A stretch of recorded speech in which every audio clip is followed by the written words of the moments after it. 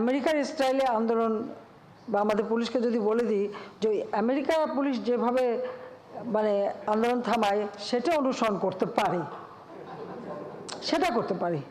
তো আমার প্রশ্ন, আমি এটা করতে চাই যে আমাদের বিশেষ করে যারা অতিবাম আমরা সবসময় মনে করি তারা খুব প্রোগ্রেসিভ দল, তারা খুবই মানে গণমুখী দল ইত্যাদি ইত্যাদি।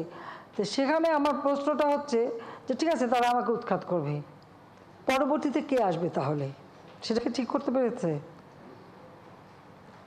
সেটাই তো আমার প্রশ্ন।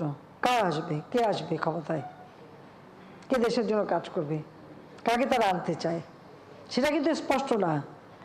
আর সেটা স্পষ্ট না বলেই তারা কিন্তু কেউই জনগণের কোনো সাড়া পাচ্ছে না।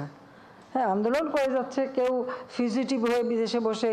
আমরা ডিজিটাল বাংলাদেশ করেছি, সেই ডিজিটাল বাংলাদেশের বদৌলতে প্রতিদিন অনলাইনে আন্দোলন সংগ্রাম করেই যাচ্ছে, নির্দেশ দিয়েই যাচ্ছে। তো সেখানে তো প্রশ্ন আছে। এখন যারা আন্দোলন করে করুক, সেটা তো আমরা তো বাধা দিচ্ছি না। অবশ্যই আমার মনে হয় আমাদের একটু নতুন পথ নিয়ে নেওয়ার একটা সম্ভাবনা দেখা দিয়েছে যে আমরা যদি আমেরিকার স্টাইলে আন্দোলন বা আমাদের পুলিশকে যদি বলে দিই যে আমেরিকা পুলিশ যেভাবে মানে আন্দোলন থামায় সেটা অনুসরণ করতে পারে, সেটা করতে পারি।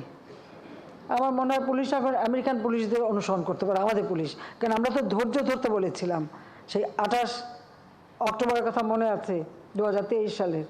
আমি তো বলছিলাম পুলিশকে ধৈর্য ধরতে যে তাদেরকে পিটিয়ে হত্যা করেছে, মারছে, এবং সেই সাথে তাদের হাসপাতালে আক্রমণ, গাড়ি পোড়ানো। কাজে আমার মনে হয় এখন আমাদের পুলিশ কিন্তু মানে আমেরিকান স্টাইলে আন্দোলন দমানোর ব্যবস্থাটা নিতে পারে।